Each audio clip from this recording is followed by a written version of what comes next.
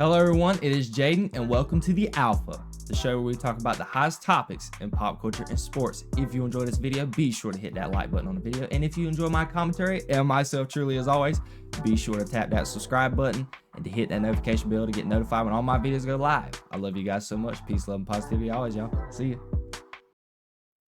A lot of people were expecting it to be a blowout in the favor of the Eagles. It is mainly because of the offseason drama with the Dallas Cowboys, with the Micah Parsons thing, new head coach, you hiring a head coach that nobody has ever given a head coach opportunity for. He's been in the NFL for 14 years, never had a look as the head coach of a football team. And you had all that going on.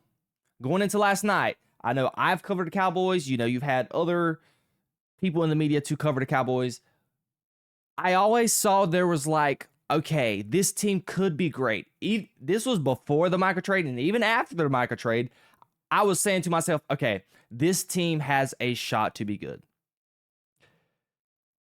Even though I predicted that the Cowboys would lose by 2 touchdowns, we can just go ahead and say that.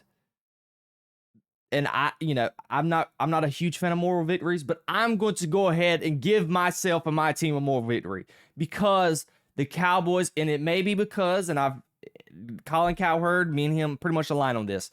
Maybe it was because my expectations were that low, but I can say wholeheartedly that it was a moral victory for the Cowboys, and they played better in every single aspect of the game at a pretty, I won't say elite level, but pretty good to almost great level of football last night under Brian Schottenheimer. Now, we will get to that later, but let's just go ahead and highlight things with the Eagles, okay? And I will get to the Jalen Carter crap at the end of the segment. I'm just going to give my analysis of the game. Y'all know I have doubted Jalen Hurts for the longest time. I have always thought that Jalen Hurts, he's had this stacked roster, had the best offensive line in the league, great wide receiver core, great talent around him. That has been my sentiment with Jalen Hurts ever since he's been on the Eagles. Specifically in the last 3 years when he has been in the playoff push, going to the Super Bowls and things of that nature. And I've got to give Jalen Hurts a lot of credit. Last night, Jalen Hurts was phenomenal. He was Patrick Mahomes-esque. If Jalen Hurts was not the quarterback of the Philadelphia Eagles last night, the Philadelphia Eagles lose that game. In every single aspect, Jalen Hurts was the only reason why the Eagles won the game.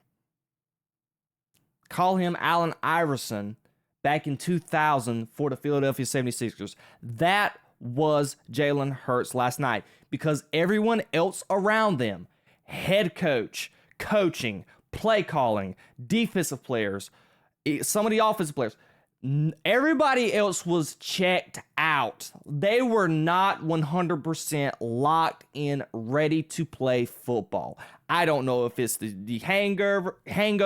You had Nick Sirianni going into the game this week talking about, we're not caring about it being Banner night.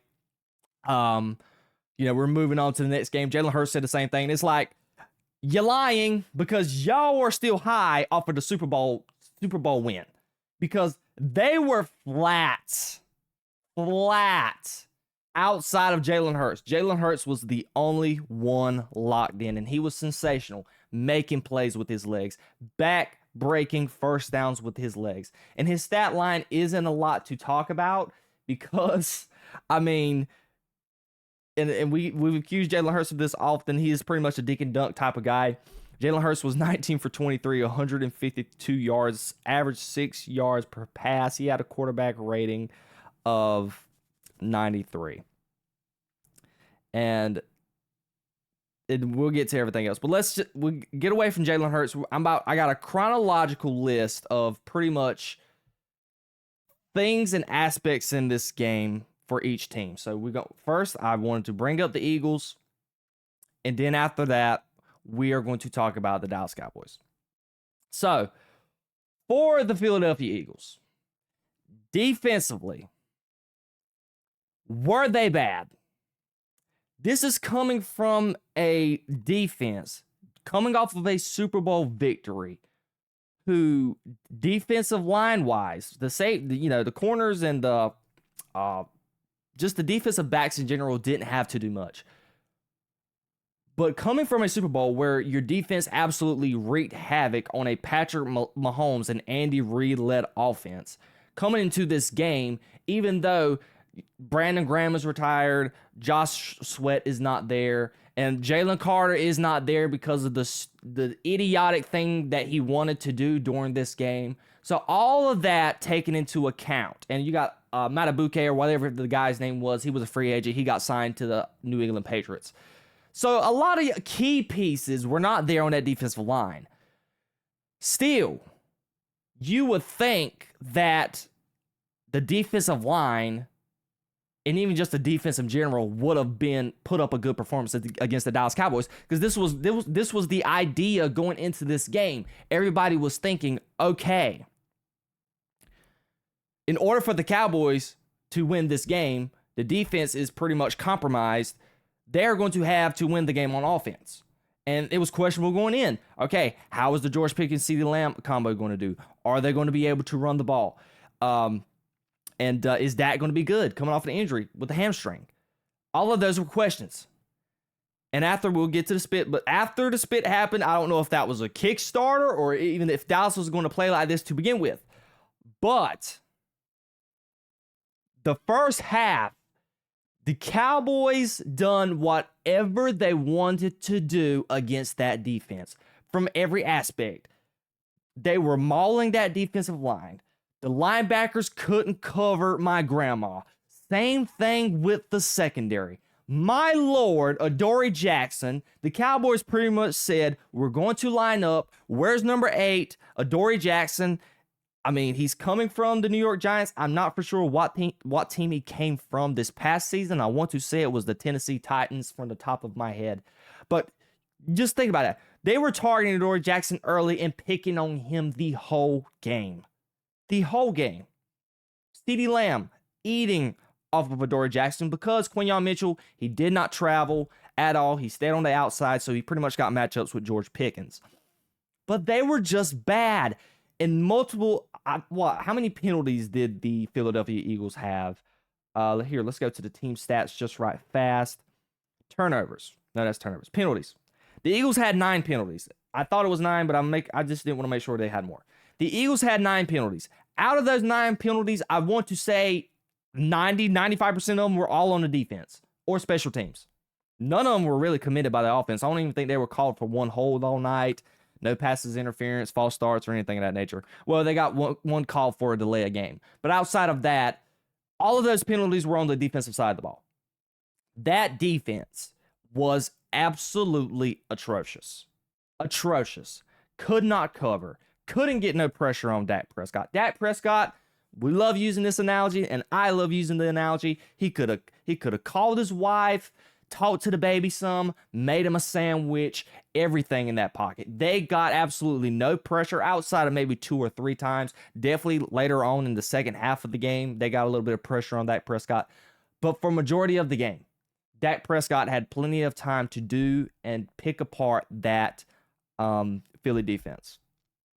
And I see your comment, Timothy. We'll get to the Cowboys here in a minute. I was just going to talk about the Eagles. That is the defensive side of the ball.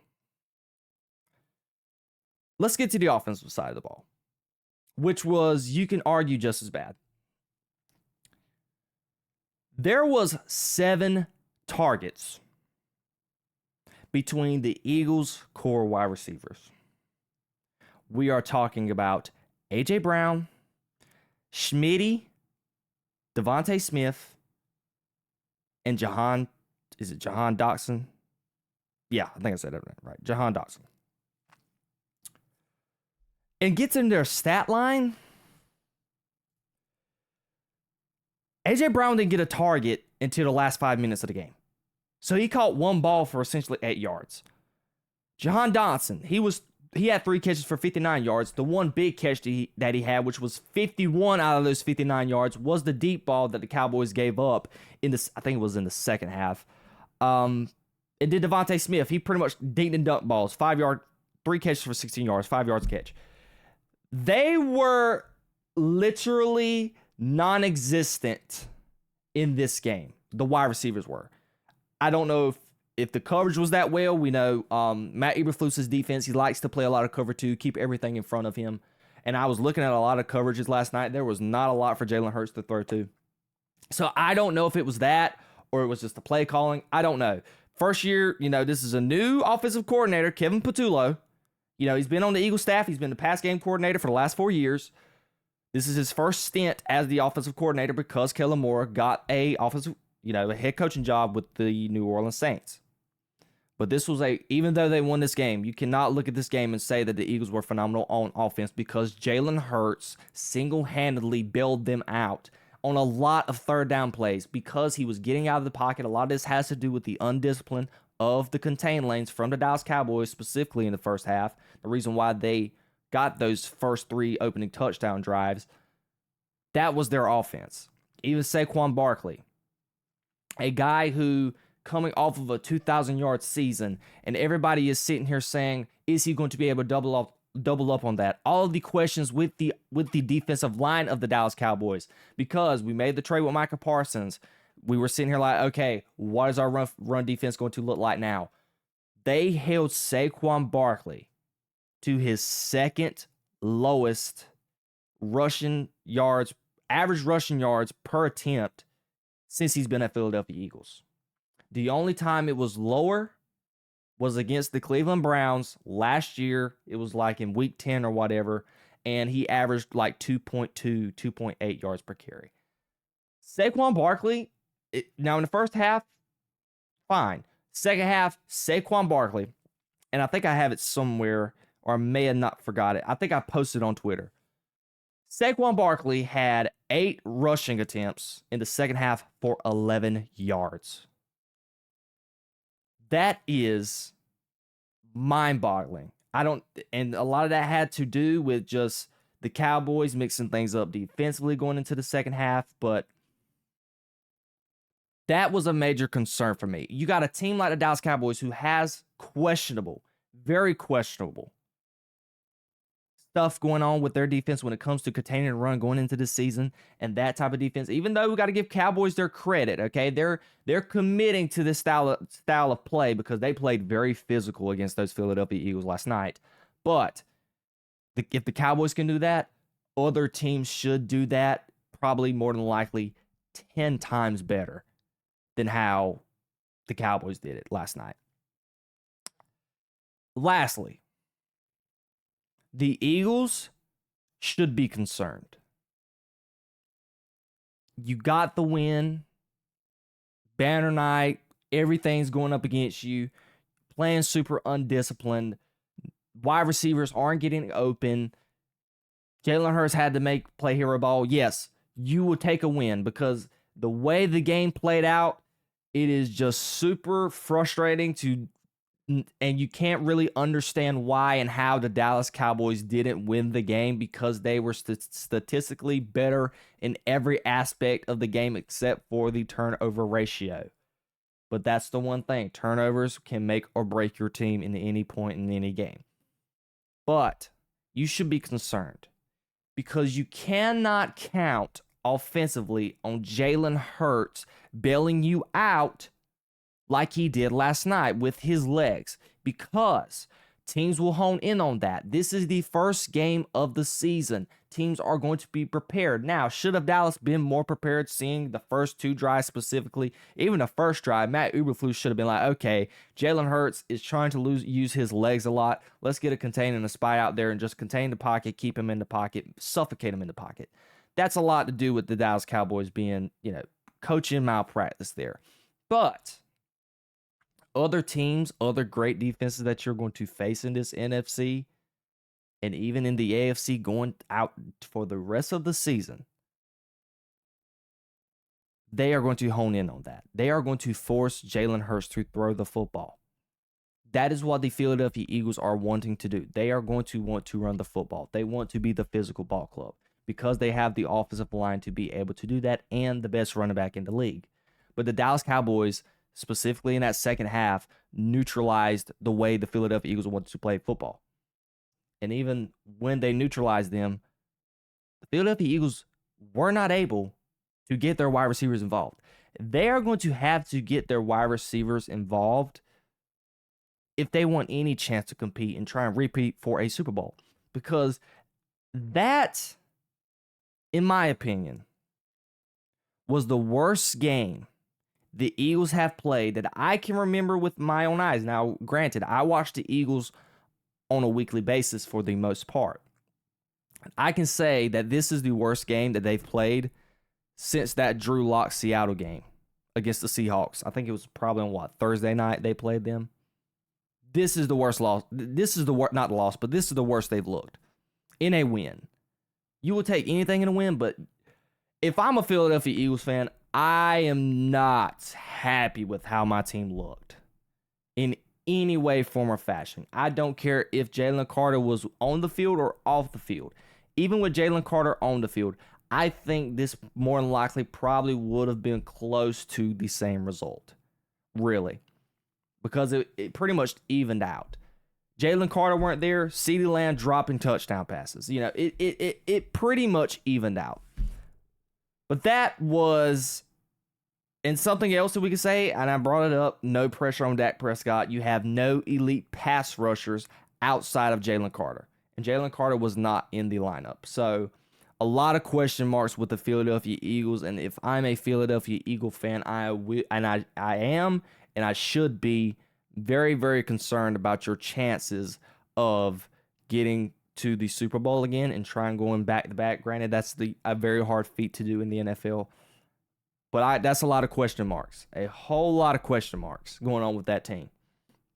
Now, this is the exciting part. Let's move on to my Dallas Cowboys. And I said it earlier, moral victory for me.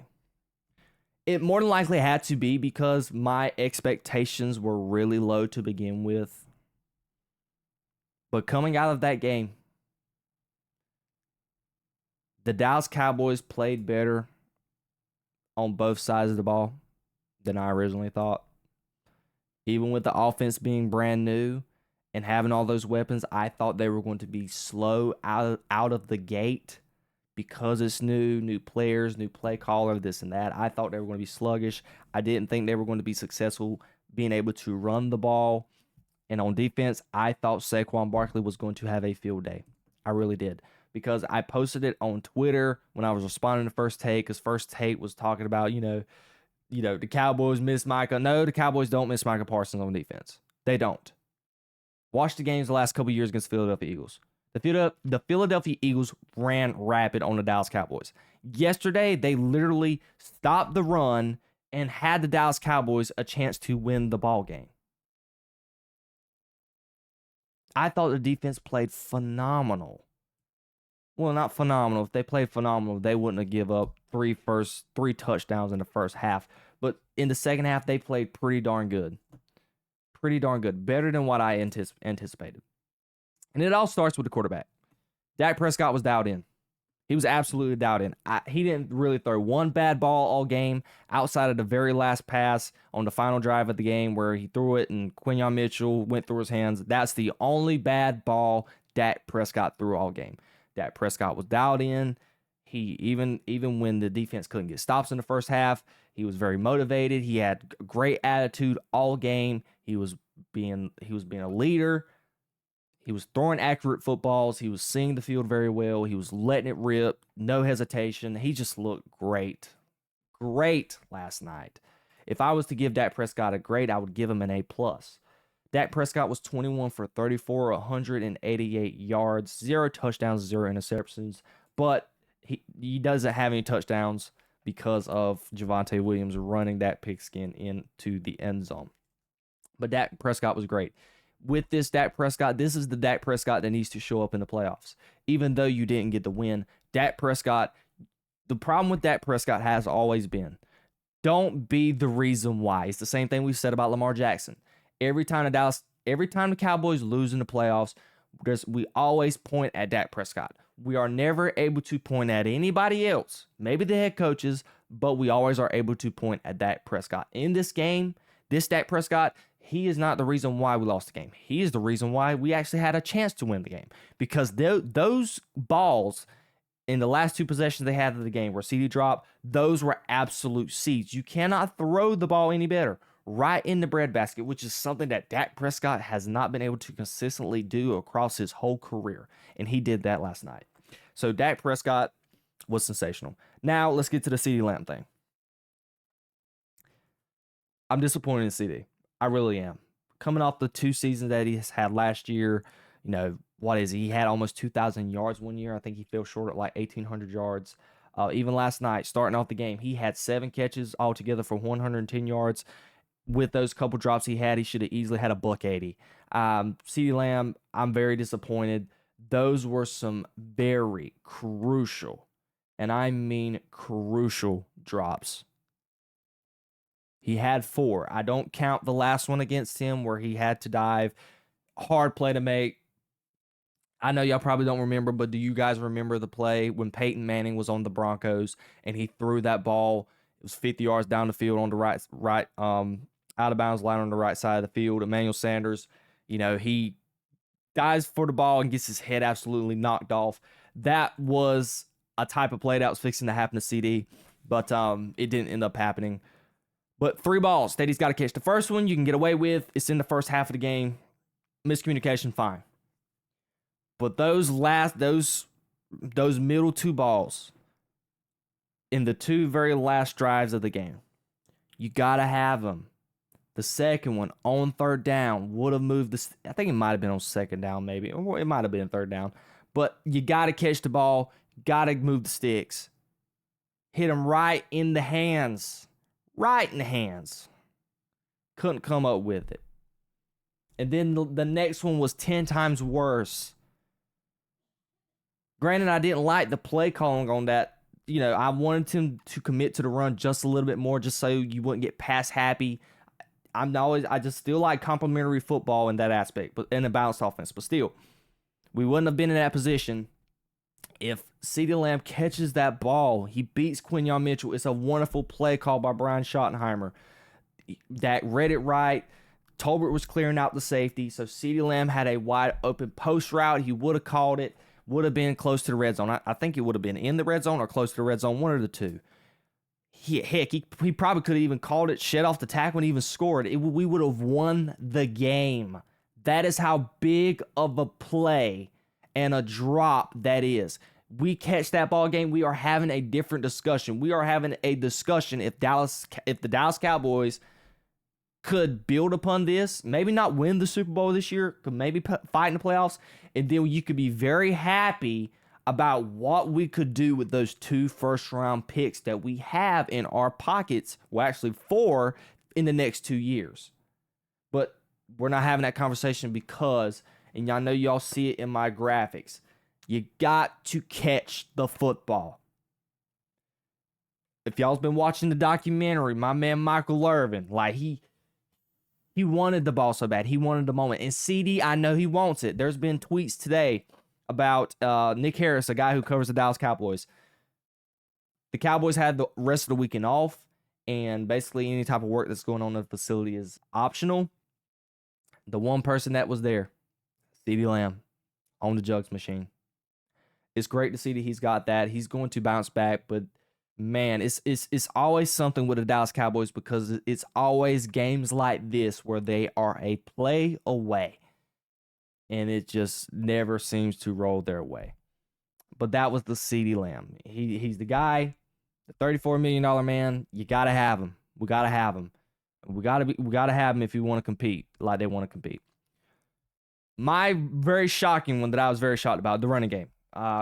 Granted, who knows how this would have actually been if Jalen Carter was in the lineup, but man, the Dallas Cowboys were able to run the ball as the best they've ever had, and I could say probably since Ezekiel Elliott was in his prime. I mean, that was just phenomenal. Maybe even probably 17 or 18. Whenever the last time Ezekiel Elliott won the rushing title. That is the last time I could say that I've ever seen the Dallas Cowboys run this good. Even the last 3 playoff stints we've had under Mike McCarthy, we have never ran the ball this good. And I got to give a lot of credit to Brian Schottenheimer and the offensive line coach, which the offensive line coach was a guy who a lot of people were high on coming out of Arizona. His scheme and the way they schemed up the runs, they were absolutely beautiful. I actually had the stats pulled up. I was pulling up CD's stat line to make sure he was close to being to 2,000 yards, which he was. Javonte Williams, 15 for 54, 3.6 yards per carry. The stats doesn't provide this justice. He did an absolutely phenomenal job running the ball. Miles Sanders, who we will get to later, if I'm not mistaken. Yeah, we'll get to him in a minute. 4 for 53, averaged 13 yards per rush. They, as a whole, they ran for 5.4 yards a carry. I don't think I've ever seen that number that high against an actual good team in years. I don't think I've ever seen it that high under Mike McCarthy at all. So I got to give the running game a whole lot of credit in the offensive line. New offensive line, a young offensive line in Tyler Booker, Tyler Smith, Cooper Beebe, Tyler Guyton. They did a phenomenal, and Terrence Steele, got to give him his credit too, even though he's not part of the Young Bucks, but they did an absolute phenomenal job in every single way, form, or fashion. Because something that the Dallas Cowboys lacked, which we'll talk about it on the defensive side of the ball when we get to that, but physicality. The Dallas Cowboys have not been able to out-physical in the trenches. Yesterday, they were more physical than the Eagles in the trenches. By a mile. I don't want to say by a mile, but they were considerably better in the trenches than the Philadelphia Eagles. They were getting 5 yards a clip. I don't even think it was a handful of times where they didn't get stuffed at the line of scrimmage. Not one time, I don't think. They did just an absolute phenomenal job in the run game. But Miles Sanders, we'll get to him now. And here's another big play that cost us the game. How do you not hit your head on the goalpost? That is 6. That's got to be 6. And we know who he had sitting on the bench inactive, Jayden Blue.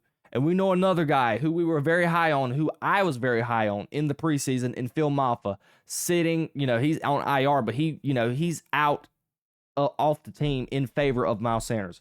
Miles Sanders, if that was Jayden Blue, that is a touchdown.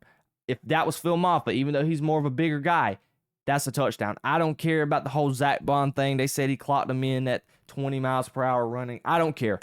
In no way, form, or fashion is a running back getting caught and chased down by a linebacker. There's no way. Not in that moment, that play. I mean, you got to hit your head on the goalpost. It is absolutely unacceptable. And then in that same drive, even though you got to give, we got a break with the unnecessary roughness call that Blankenship got, which was ticky-tacky, and then the stupid, which we'll get to later, with George Pickens, his dumb rump with the dumb penalty he had, Miles Sanders fumbles the ball. You just can't do it. Even though he had 2 hands on the ball, he just didn't secure it tight enough.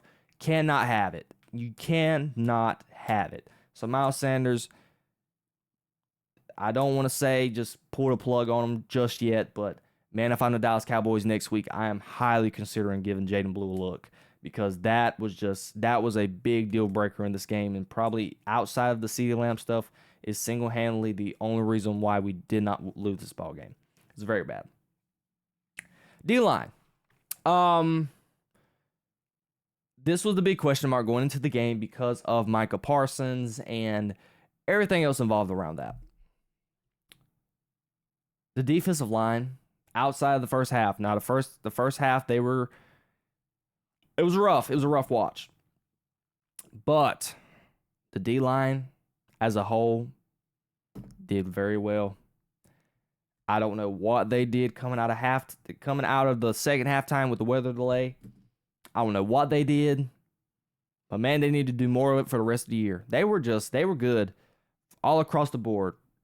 Kenny Clark making his presence felt. I think the stat came out that he only gave up 2.2 yards per carry when he was out on the field. When he was not there, it was 6.6. So you see the big impact that he made in the run game. Sam Williams, I think, did pretty well. outside of a couple missed contains that he had. I think the worst defensive player on the line that we had all day, I can say, was Dante Fowler. He overcommitted way too much. He did not have good lane discipline when pursuing the quarterback and the rush. Just not good angles at all. Marshawn Nealon, a lot of these guys at edge rush, Donovan Ezeraku, you're going up against the best offensive line in the league by a mile. The two best tackles, number one at their position, and Lane Johnson and Mailata. And in the middle, you got Lane Dickerson, All-Pro, Cam Jurgens. Like, you're not going to face a D-line like that for the rest of the year. You're just not. So seeing what they did and what they were able to do in the second half against that Eagles front is, you got to give the guys credit. You got to give them credit, even though it wasn't looking so hot in the first half. But whatever they did coming out of the second half, the weather delay specifically, they need to do some more of that, because that was just a great job all around. So good job for the D-line. DBs look pretty good to me too. They were tackling, being physical, and that's something I got to give credit for the D-linemen too. They would always get punched around with Micah Parsons the last couple of years. They couldn't stop a cold. They were playing physical up in the trenches. Same thing with the defensive backs. Tackling. A lot of great tackles, specifically the one that on the Eagles' second to last drive when it was a big third down play and they threw the ball to the sideline, and you had Bland and Elam over there tackling, super physical. Like, pads were cracking all night. It was a beautiful thing to see for the Dallas Cowboys. So DBs did real well outside of giving up that one bomb out, and even give Elam credit for that. He was pretty much right on it. He just, it was that close. So DBs did pretty good. Linebackers, I can say, was probably the weakest. I still think they're missing a lot of speed at the linebacker position. Sanborn, I think, done the best out of each one, and Damone Clark, shockingly, they hit the holes well. I just think the worst one by far was Kenneth Murray. There was a lot of times Kenneth Murray was just lost. I would love for the Dallas Cowboys to give Maurice Liufau a look, because he had a lot of injury out there yesterday, and he has a lot of speed. And we all got to remember, Demarion Overshawn is still going to be on the field at some point this year, hopefully, if he's going to be 100% healthy. So linebacker help is coming, and I think with those draft picks, more than likely that is definitely a position that they are going to use those draft picks on. And to end it off, Brian Schottenheimer. Got to give the man absolute credit. I hated the Dallas Cowboys, and I don't even like using the word hate, but in this situation, I did not like the idea of signing Brian Schottenheimer. I was totally against it. I did not like it. I bashed it. Even though he done great at the podium, he said the right things. I like those type of guys who are able to be very professional. He's been very professional and still is. I question his play calling, a lot of questionable things in the preseason, but he said that, they weren't wanting to show everything. But man, I got to give him credit. They were physical. They were ready to play. Discipline, which is something that they did not do at all with Mike McCarthy, or be physical, because they always had more penalties than the opposition, and they were never looked physical and never looked like they were always ready to play against big competition. And he done all of that for the Cowboys, and he called a very good game. I thought he done a phenomenal job of play calling. Outside of maybe the last drive of the game when it's one of those, buttholes get tight type of situation, I think he got a little tight with his play calling. I would have loved him to be able to run the ball and keep it a little bit balanced on that final drive. He got a little too pass happy for me. But outside of that, and that comes with time. That comes with time. Unless you're in that position like Brian Schottenheimer, actually calling the plays and getting this team in this position to see what you have. In that environment, it's not an easy task to do. So I give Brian Schottenheimer an A+, in my opinion. Let's not give him an A+. Give him an A+ if he wins. I'll give him an A-. I thought he was just sensational in every single fashion. I love the way they played. The boys seemed like they were locked in. He looked like a leader of men. And his dad, he's like the fourth winningest coach in the history of the NFL. And hopefully, and a lot of people are saying, man, his son should be just as good, but we're not going to get that. We're not going to get that deep into it. Pete Carroll and a lot of people spoke highly of Brian Schottenheimer, and it showed. It really, really did. And I'm looking forward, and I'm very, very high on the way he's got the Dallas Cowboys, and I think he can possibly continue it. I love what I saw all around from Dallas Cowboys. Yes, did they win the game? No. Did this have to do probably because I had low expectations? Yes. But as just a fan and just what you've watched the last couple of years, things that I have been frustrated with. Number one, no motion on the offensive side of the ball for the Cowboys. They were always stale route concepts, everything. Brian Schottenheimer, everything, crossing routes, comeback. Like, it was great run schemes. Like, everything just on offense, I was like, finally. And on the defensive side of the ball, it felt so good to be able to stop the run. Like, you will not understand. And I talked about this with my father going into the game. It's like, there's one thing that would just irritate the life out of me is not being able to stop somebody like running the ball, because you just cannot scheme up a run. You just can't. You cannot schematically stop the run. It is man on man, manpower on manpower, and who is going to be the tougher guy. That's how you stop the run. And that is something that the Cowboys have lacked for the last 5, 6, 7, 8 years. For the longest time. Probably since the last time they were actually pretty good at stopping the run, and probably not even that good at that time, was back in Dak Prescott's rookie year. So it has been a long time since I've seen a very physical Dallas Cowboys team. And they were that yesterday. And the Eagles is the most physical team that you will find out there in the league. They really are. So that is something I'm excited about. Granted, Jalen Carter weren't there. It was a very sloppy Eagles team. It wasn't the same Eagles team as last year. But you got to give the Cowboys credit. Going into that game, banner night, on the road, that crowd, first game of the year with your new head coach, new offense, new everything, new coaching staff. You have a whole weather delay too, which really helped out both sides essentially. Both offenses got really stagnant. But the Dallas Cowboys, you can be higher on them now. A lot of games that we thought were losses could potentially be wins. We never know. The way they're very optimistic the way they looked. If the way they played last night, if they could just clean up the small things, like literally just catching the football, which is something that is easier to fix than being disciplined, situationally, Brian Schottenheimer was 10 times better than what Mike McCarthy ever was. Like, being situational things, penalties and things, that's stuff that's harder to clean up. You can easily clean up catching the football. That's an easy cleanup. And just if we can get that, catching the football, keep George Pickens from doing stupid stuff with back-breaking penalties. He's dying for one a game. You got to get that under check and staying committed to stopping the run and making somebody pass. They're not going to win. The Dallas Cowboys are not winning the Super Bowl. They are not a Super Bowl. They are not a Super Bowl contender. But you want to see them compete and be able to build up something good with those 4 draft picks that you have. 4 first-round picks. That could be ultimate game changers because the offensive line is young, very young. You have them for a good 7 to 8 years. Easily. They're young.